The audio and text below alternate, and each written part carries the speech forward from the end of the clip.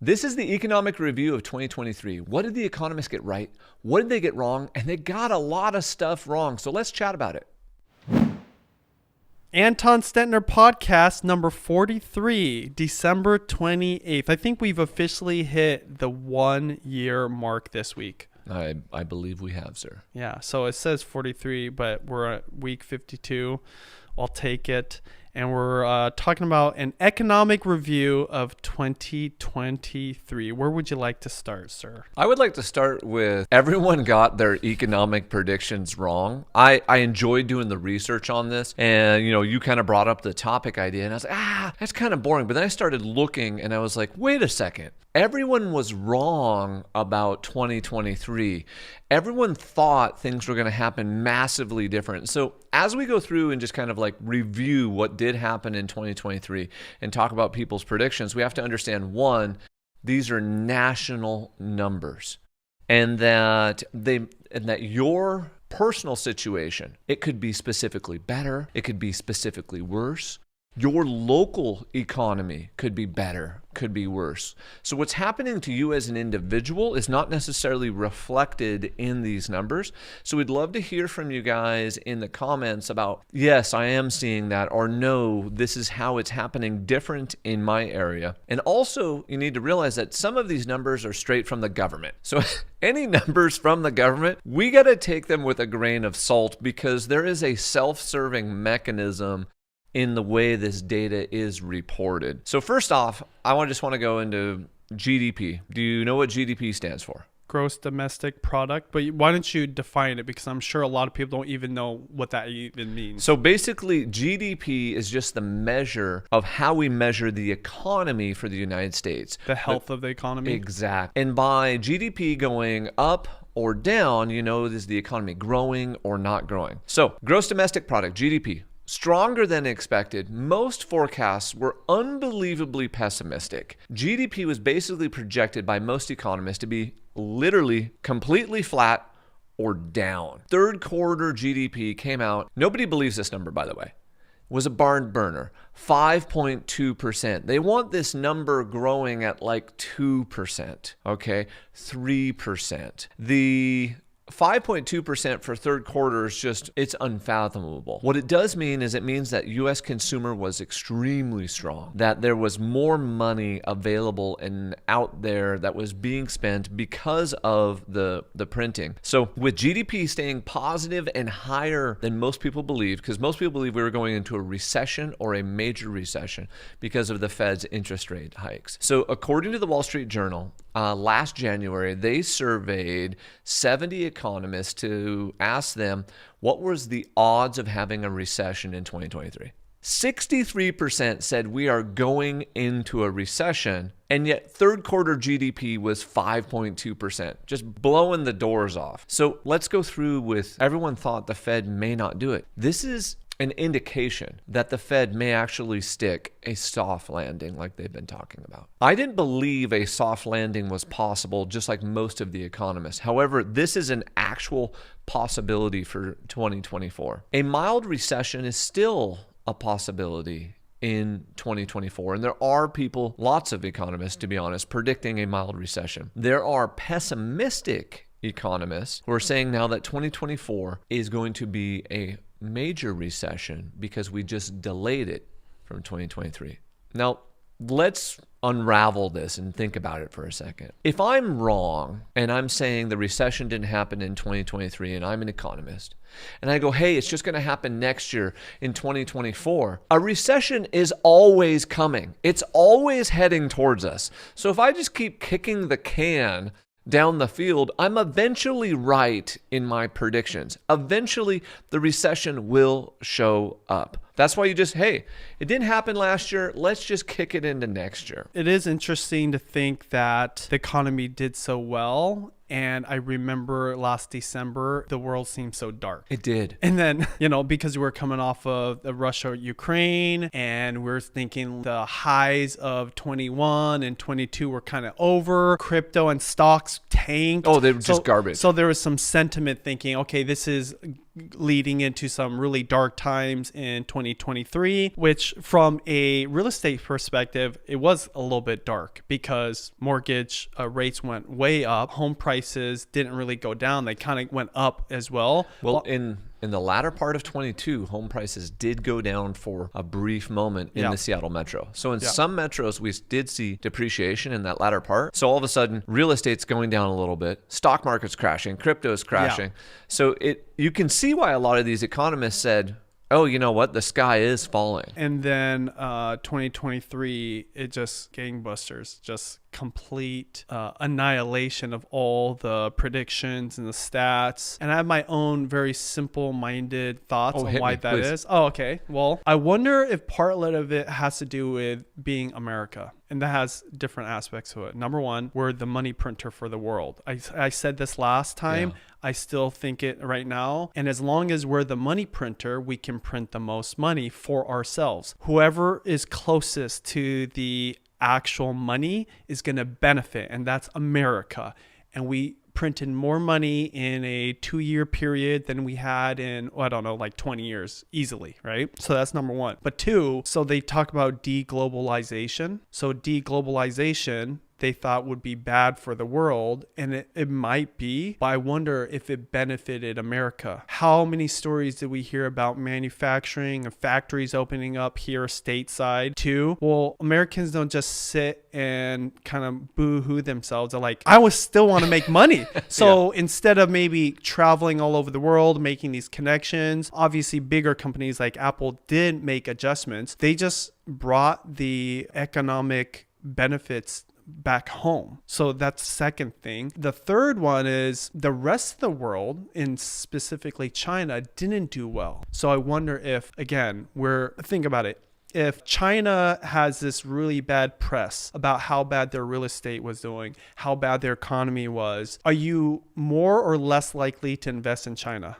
Less likely. So if you're also like these Americans I'm talking about that want to make money, are you going to just sit and not invest, or are you going to invest in the next best thing? What's the next best thing to China? The US of A. There you go. So like between just those three things, I wonder if that really just turned everything around. By the way, I give no credit to the Federal Reserve at all. Ooh. 100% goes to the hardworking Americans. Oh, amen. And the people that just make things happen. The reason we have a money printer is because people do have 9-to-5s, start businesses, grow corporations, make better products, have better services. Yeah. And so I think what happened was we kind of woke up as a nation and thought, from the daily work to the visions, secretly just we're driving on all cylinders. That's my thought. Think about economists. They're actually the most lazy people on earth.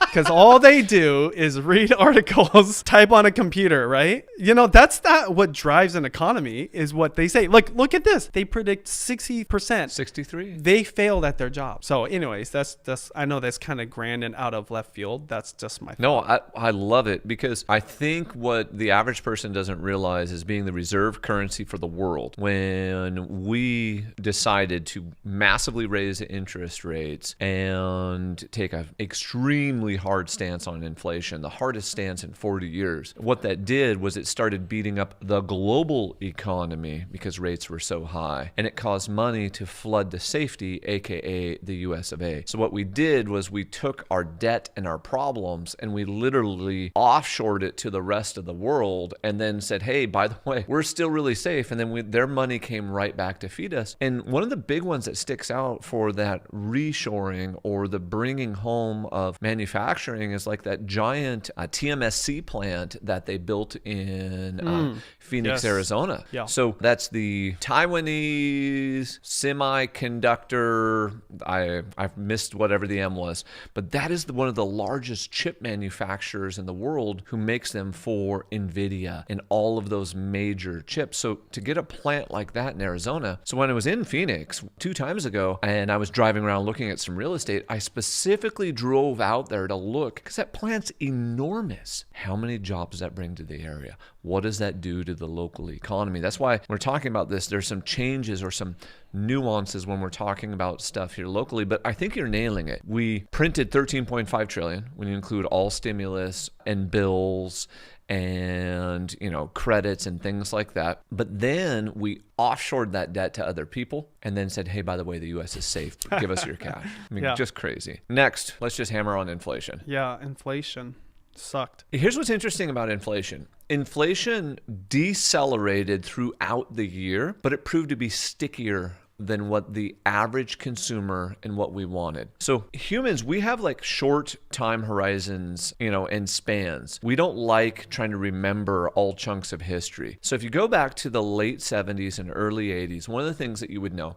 is that inflation was stickier and it took longer, and they had to Paul Volcker us, which was get interest rates above the rate of inflation to stomp it out. Thankfully, they didn't have to do this here because, inflation was really high. So inflation based on CPI peaked in June of 2002 at 9.1%. That would mean if we had to Paul Volcker the economy, real interest rates would have had to have gotten over 9% to slow this down. So maybe the Fed was slightly right here when they said inflation is transitory. They just got the timeline wrong. So remember when inflation started rearing its ugly head and Jerome Powell's out there and he's like, inflation is transitory. Janet Yellen, inflation is transitory. Joe Biden, inflation is transitory. No, it wasn't. It was burning out of control. Why was it burning out of control? It was burning out of control because of the amount of stimulus we pumped into the economy. Without production.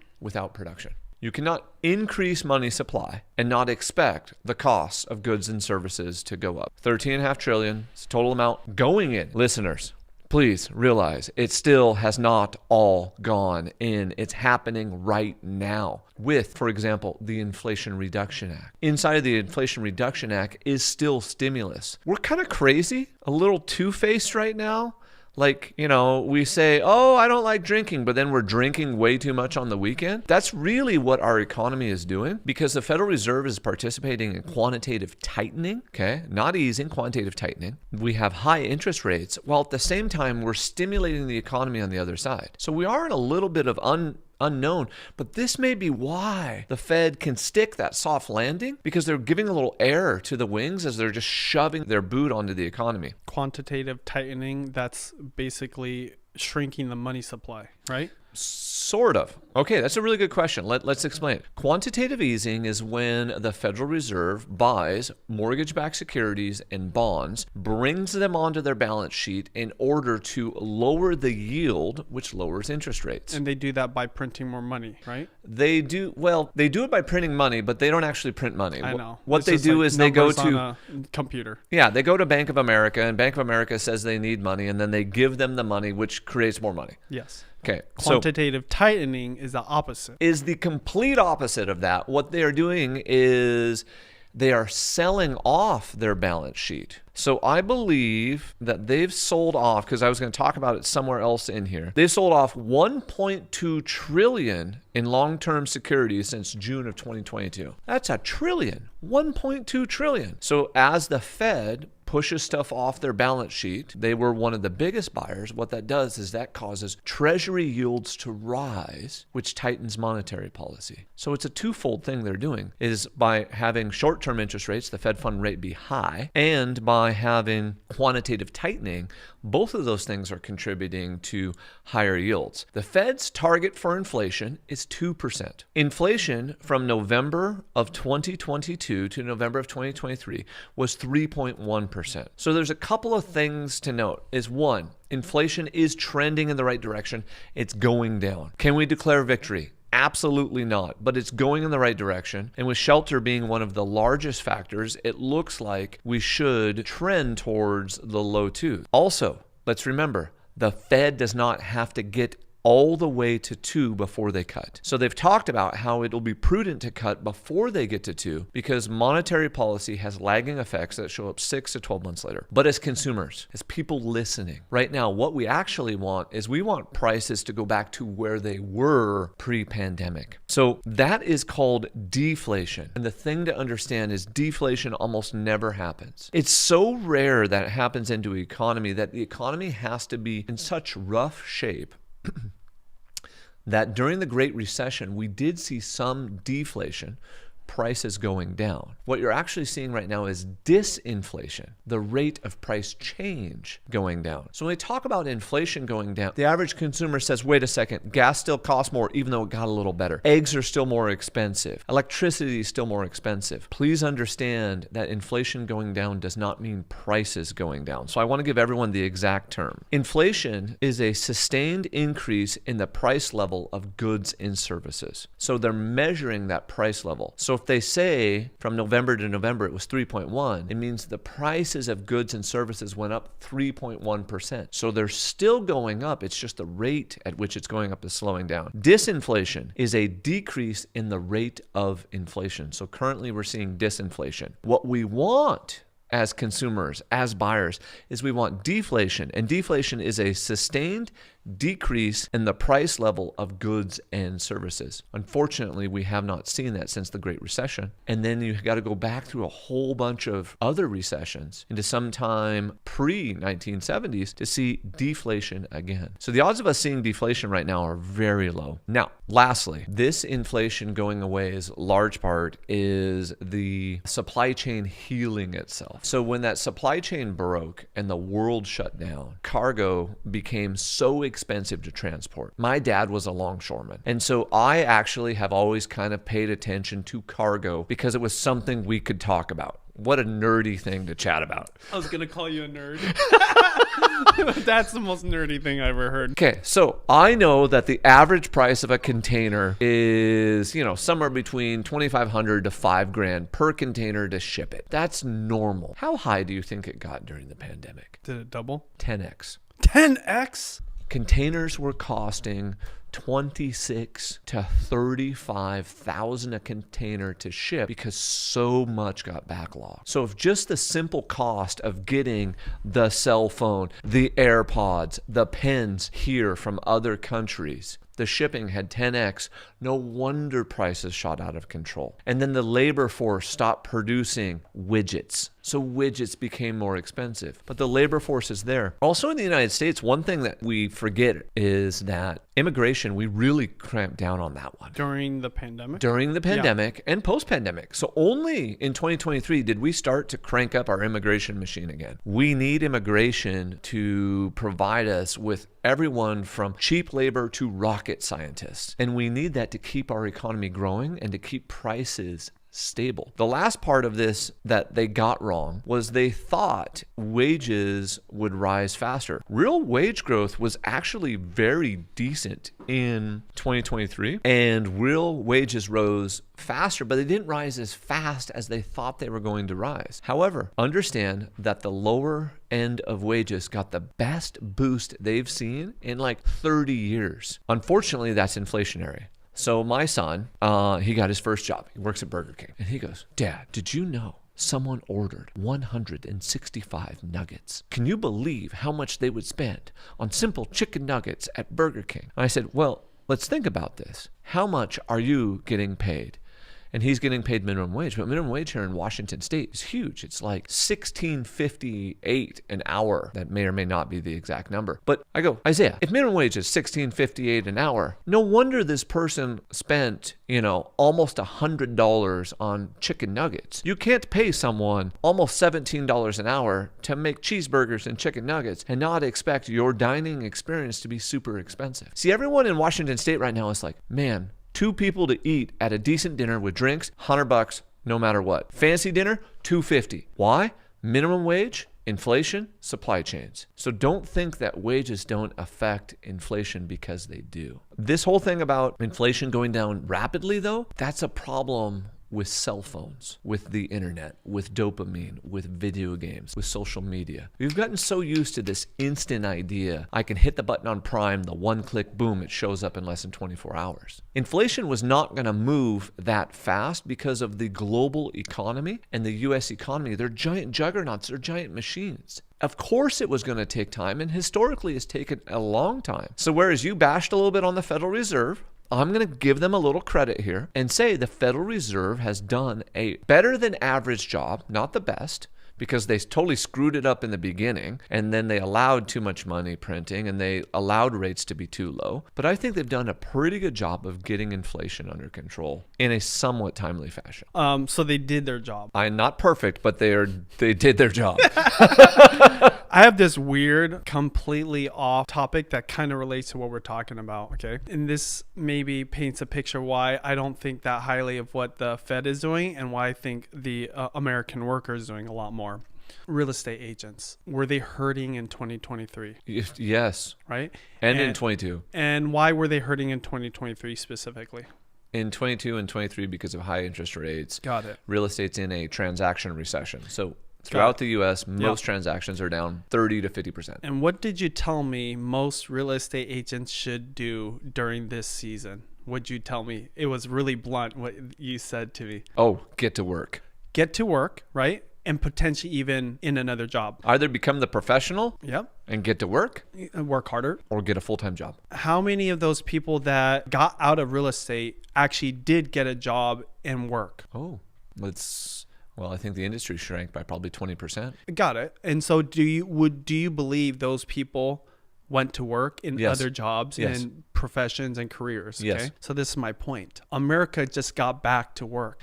We were flying high on stimulus money, low interest rates, bailout after bailout, and just, and you see this all the time. How many agents start signing up to be in the industry because it's easy money? They're not actually producing very much. It's just like shuffling paper around and making signatures, okay? Of course, superstars like you are making calls, making deals, growing your business, but those people, they're not adding that much to society. They're just taking advantage of this momentum from that money printing, okay? Same thing could be said in tech too, and in other industries. And I'm just focusing this on real estate agents because you know them so well, but yes, we can get into that at the tail end of this. What was the number one problem that the Fed did during 2020 and 2021? They raised interest rates 500 No, basis 2020 points. and 2021. Oh, I'm sorry. They kept interest rates too low for too long. And they also did what? Print a lot of? They printed a bunch of money. When we didn't have a lot of what? Work. So when productivity. So when what my thought is, people became more productive in 2023. They had to. If you have a family and going to pay bills, you have to work. You have to provide. So guess what? There's not a lot of time for complaining or campaigning or whatever. You just have to take whatever job you can get, maybe go back to old profession or career, or start a whole nother business that's valuable for society. As people have grocery bills that are like 2-3x what they're normally, guess what? They're a little more conscious of how they spend their other money. So these zombie businesses go out of business, and the businesses actually have a service. So this is my point. This is why, again, I'm just pushing back. This is good. I you're the only person I can talk to about this. The Fed literally just did their job. That's all they did. Yep. Everyone else actually worked harder in 2023 just to make ends meet. 100%. And so the only thing the Fed can do to screw it up is to do more than they should do. To over-tighten. The Federal Reserve Chairman, the Federal Reserve, all those meetings, all those announcements, forever was not even on people's radar. And I talk about how social media made it part of the radar, right? Because people wanted to know those numbers because of the arbitrage of like knowing it earlier or faster, and then like dealing in crypto and stocks and real estate even. I'm saying all that just needs to go away. The time when America is the greatest country is when we were producing the most goods. When we were the most valuable for other countries. You got what I'm saying? And that started getting exported. We're just getting off of all those drugs, all that stimulus, and we're just doing the thing that made America great in the first place. So anyways, and I know we're going to go into rates, but even rates, that's another thing too. We never seen 2-3% interest rates ever, like in history. It's unheard of, and they left them there for too long. And how is it when we had the highest rates in almost 30 years that we had GDP that was a complete opposite? I don't know the answer to that, to be honest, because that's what I'm saying. People are working hard. I wasn't thinking in your method of thinking, so you're winning me over. Because if I go through my personal life and kind of go through my network and my friends, what I know is, and I'm going to exclude the real estate ones for just a second, everyone's working harder, they're working more, and they're pinching those pennies. So that's I think the summary of 2023 is that the Fed pinched us so hard that the American worker had to go back to work, and they had to become diligent on their finances because they were being pinched by inflation. That's just crazy. That's why I don't put a lot of weight or credit to those guys, because guess what? They take their briefcase, they get on a train or in their car, they go to the same office that they made the bad decision at, and they just make another opposite decision. They're just making up for the mistakes that they made. I'm not discounting what they do. They're obviously smarter than me. They're economists that went to school and they crank numbers or whatever. I just think there's something about American manufacturing, entrepreneurs, and people working hard that isn't reported on because it's just done in silence. Yeah, it is. It's not a sexy headline. Oh, I lost my job and I went to go get another job and had to work twice as hard for less pay. Well, so one of the things we weren't going to talk about, but it's worth talking about, people thought unemployment would rise higher, faster than it did. The problem with the way the government measures unemployment is it can't measure when that person lost their job and went and got two to replace them. So maybe they got a full-time job and then they were also doing Uber. Or maybe they left working for Microsoft and now they work for Amazon and Google. And I think that's actually what's happening. I think you're seeing a doubling up of people's effort and time in the economy to make up for that high inflation. Last thing on this note, and let's move on. How hard did you work in 2023? Personally? Yes. I'm going to lump 22 together too. In 22 and 23, I worked as hard as I did in the latter part of the Great Recession. Which is really hard, right? Which is really hard. So, I joke with the young people that work for us and they say I worked 40 hours. And I go, I remember my first part-time job. You're cute. I would say I probably averaged 65 plus hours every week. Would you also say you had to work smarter? You had to be more conscious about how you spent your time? I would go even further than that. One of our staff members would come in and constantly ask me to reprioritize my list, ask me if I was doing the highest dollar producing activities. And basically 4 different people held me highly accountable to maximizing, because our cash flow dropped dramatically. I mean, it was freaking painful. You can't have real estate transactions drop almost 50% in 2 years and not have a problem. It was a maximizing of time, of doing the right things, not just the things.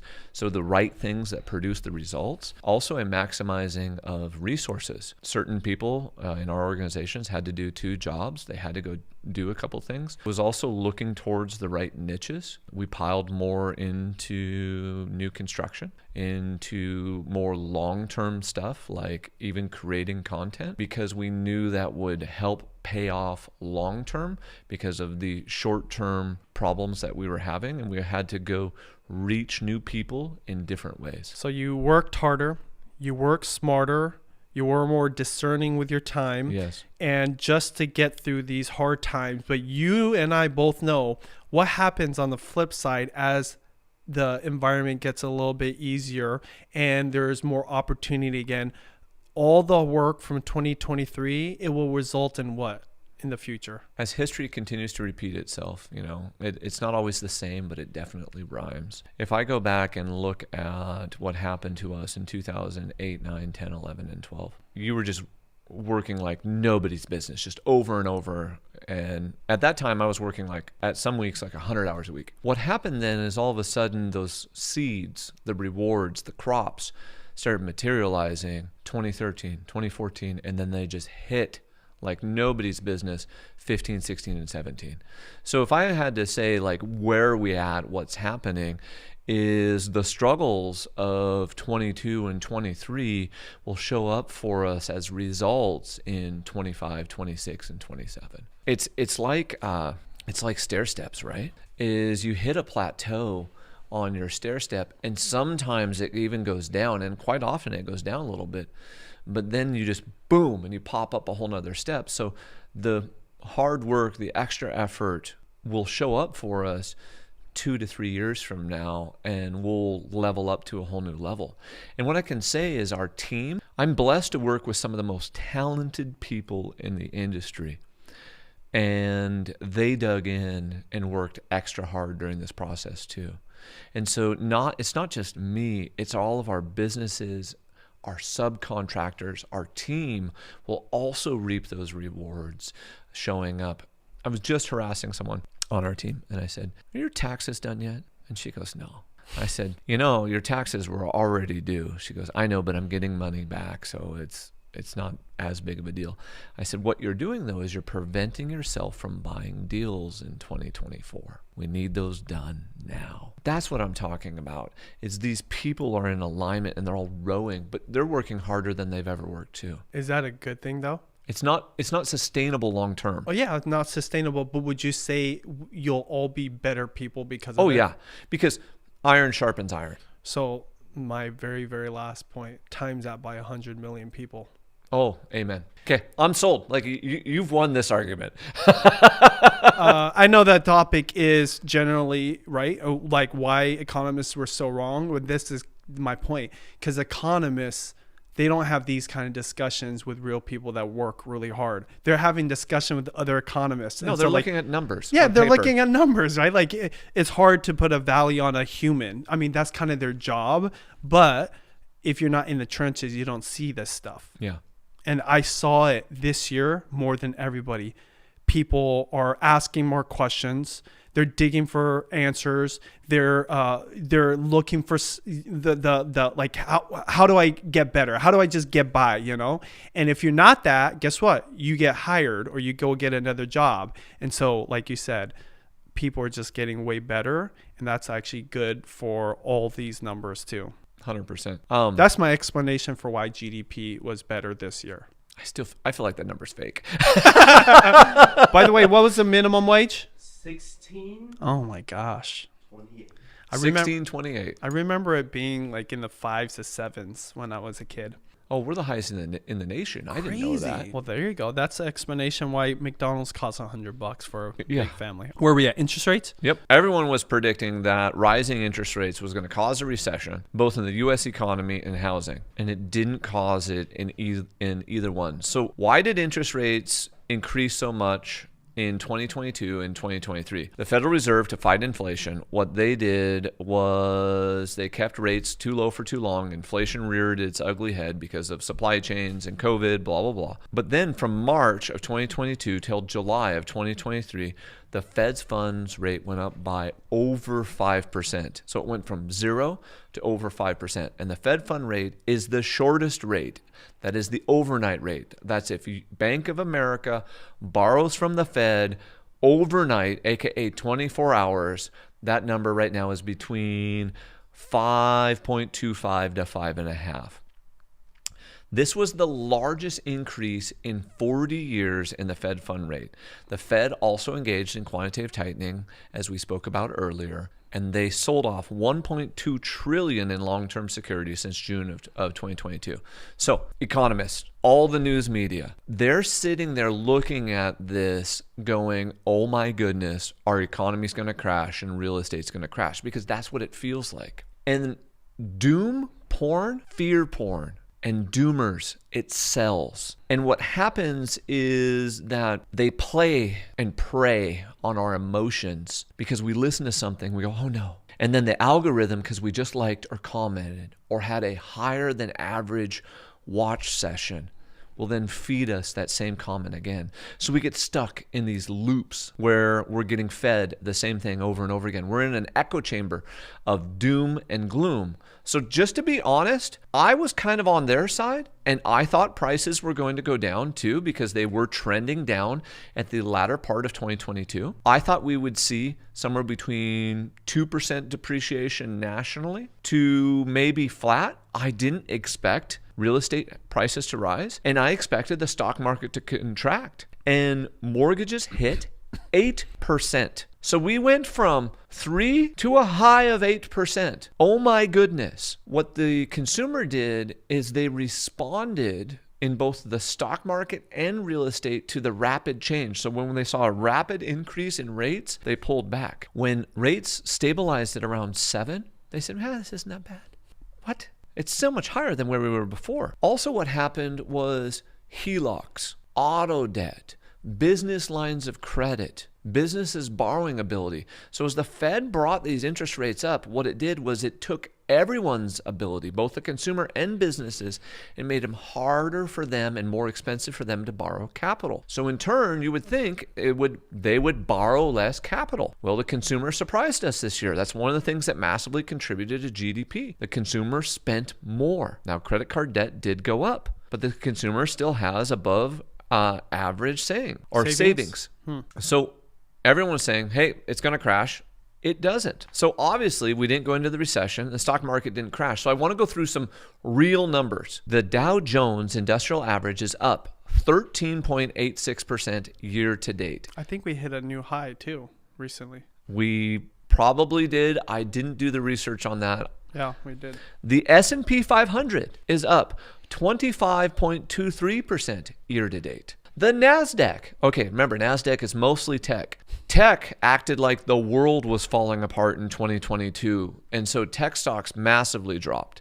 This NASDAQ is up 45.55% year to date. Gold is hitting all-time highs at $2,080 per ounce this morning. Bitcoin is at 42,484, up 156% year to date. What was the real number? It's all higher. It's hitting all-time highs right now. So everything's hitting at all-time highs. And we just talked about GDP growth, and the U.S. economy is projected to finish at 2.4%. So when they said rising interest rates is going to crash the economy, rising interest rates is going to crash real estate, it didn't do that, which on a certain level just blows everyone's mind. Unless it's going to happen next year. We have a lot of people saying that. I mean, so when you go and you look at predictions, there's still a lot of pessimism about us going into a recession, and is the housing crash still coming? Let's talk about how are these interest rates related to real estate real quick. So the mortgages went from 3% to a high of 8%. Today they're sitting at about 6.6. The assumption is that dramatic rise would cause prices to fall. Why did prices not fall in real estate? Major reason was the lock-in effect. And the lock-in effect is this idea that according to Freddie Mac, 2/3 of all mortgages are below 4%, and almost 92% of the people have a mortgage below 6%. So this lock-in effect keeps people in their home and prevents them from selling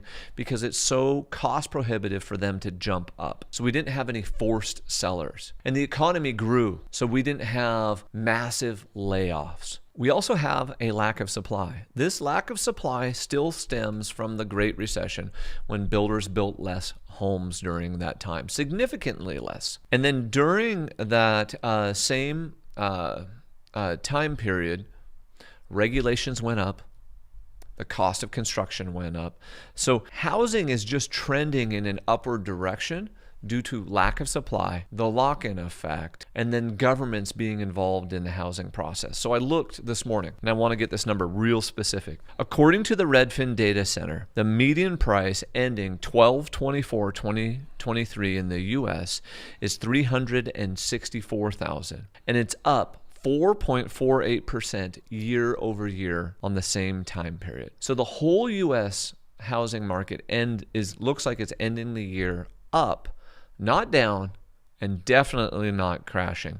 Why? All the cash that was printed and put into the system is buoying this up. And we are most likely headed towards some type of an asset melt up, like we've spoken about in previous episodes, because just the sheer amount of cash. Now, this is residential. I still believe, even though the massive pain hasn't shown up, we are in trouble in the commercial real estate sector, and there is pain coming there.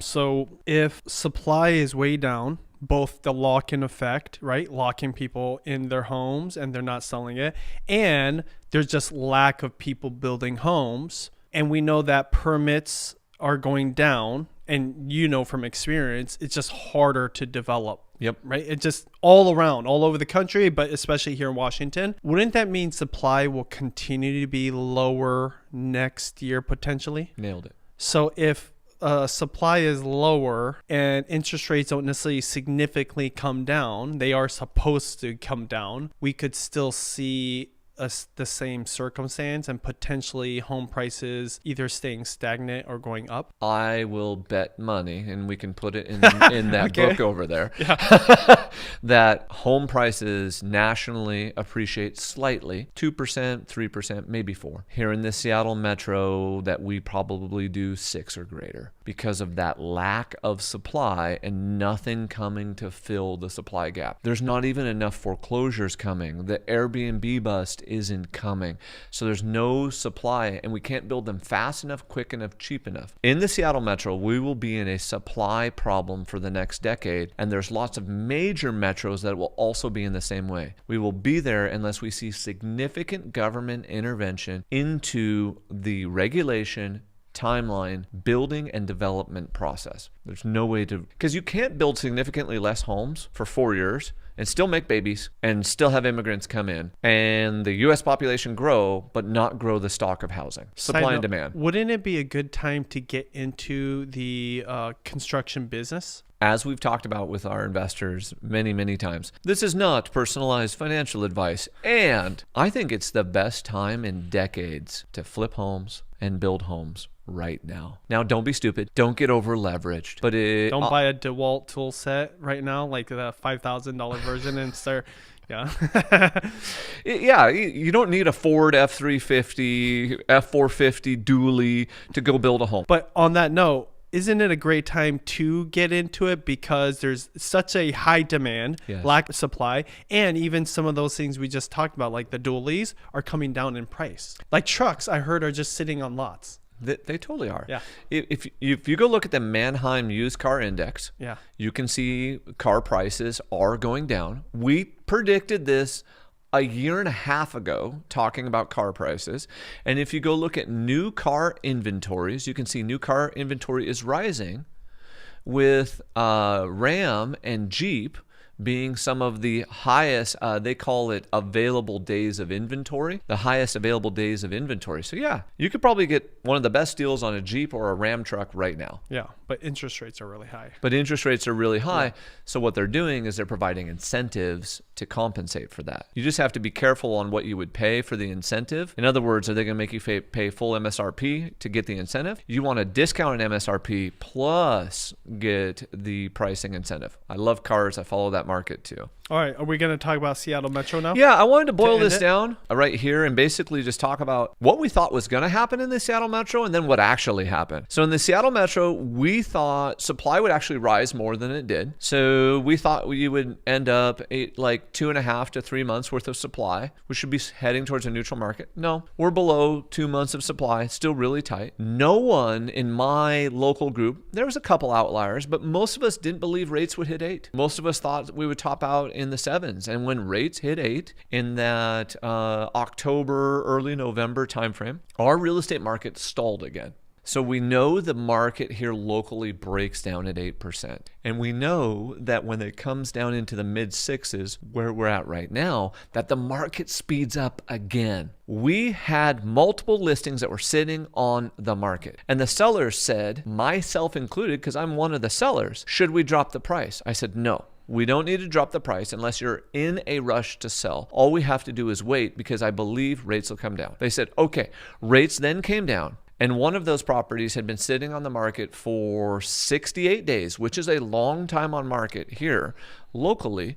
Sold Christmas Eve, okay? Sold Christmas Eve at a good price. Why? Because the rates came down and buyers had time to go look because of the holiday. We thought prices would appreciate just a skosh or be completely flat. So we thought, that's what was going to happen. So depending on how you measure it here in the Seattle Metro, I'm going to give you two ways of looking at price. It's up a little over 4% right now if we're looking at like month over month comparisons. If you look at from the bottom, and that happened depending on which county you were in January or February. But the bottom to where we're at right now, the average price in the Seattle Metro is up 6.8%. And the median price is up 5.2%, which is, that's above normally we appreciate 4. So that's above average appreciation. Why? I don't know. Low supply. It's that low supply showing up again, which means for our investors, go buy something. You want to get into building or flipping? Let's go. It's a great time to do it. I also thought more agents would quit because of that decreased transaction. Sometimes I forget how long they'll hold on for just in case. I believe. Yeah, I'm surprised. You said 20%, right? Yeah. Yeah. Well, you said if business went down 50% at least, bingo, you would think that that number would be closer to that number. It also shows you the sheer amount of hobbyists that are in the industry. They do 1 transaction a year, 2 transactions a year. If you want to know who the professionals are, ask them this simple question. How many deals did you do in 2023? How many did you do in 22? In 21? Because that number should go down just a little bit, but they should still be doing a fair amount of transactions. I know one agent that's a pro that had no transactions in October. That's scary. That is scary. And I know pros too who don't want to get back to the fundamentals. The fundamentals of real estate are lead generation, lead follow-up, lead conversion, database management, doing negotiations. That's it. And what they do is they want to avoid the lead generation, the contacts. Real estate's a contact sport. It's like football. And then they want to avoid the follow-up. It takes a massive amount of follow-up to do a real estate transaction. This is that market where experience really matters. And you saw that. So you saw that 20% of agents, they continued doing business. And inside of there was probably 4%, and their businesses stayed flat, or maybe some of them did even slightly better. So people get upset when I talk about this professional versus amateur thing. There are people who are professionals who are new. One of them is a young man that works for us, and his name is Elias. How is he a professional, but he's new? He shows up every day. He puts in the work. He does the contact sport, and then he follows up with them consistently, religiously. We joke and we call it buy, sell, die, or get a restraining order. In other words, you must follow up with everyone 25 times and check back in with them to best help and serve them, because the number one complaint against real estate agents is lack of communication and lack of follow-up. So just follow up more than anyone else and you'll be a massive professional. Also, an interesting thing that you saw this year that I was not anticipating was the increasing demands of the market and of the consumer. The consumer demanded more information because they were scared. They were fearful. They demanded more professionalism from you as the agent. So you saw teams grow.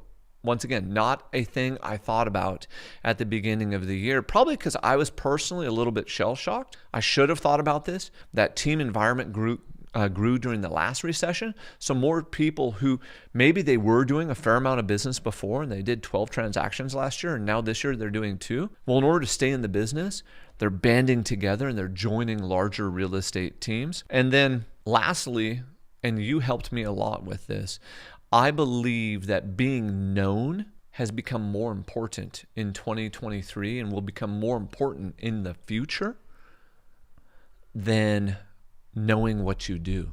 And that's a little bit scary, but it's the truth. So you have to be known in real estate, which means you've got to be on social media. You've got to be making content. You've got to be connecting with the people and building those relationships online and offline. And that's becoming more and more important. Those relationships with people have always been important in real estate, but they have to see you doing the real estate to increase that relationship. And what's sad is people that are losing business or don't have as much business, typically, especially in the real estate world, agents, they kind of go silent. They stop posting, and you got to do the opposite, right? Maybe even be a little vulnerable, not in like a sad begging type of way, but just talk about the market, talk about why business is slow, because that's what the consumer wants to know. Bingo. All real estate professionals really need to pay attention to Grant Cardone's like motto, 10x. Okay, so think about this. If they simply 10x'd their effort, they may not immediately produce 10x the results, but it'll show up a couple years later. And if they 10x their engagement on social media, if they 10x their relationships, they 10x their commitments, they 10x their follow-ups, they're going to get massive results in 2024. That's what this market takes. So be the professional or get out.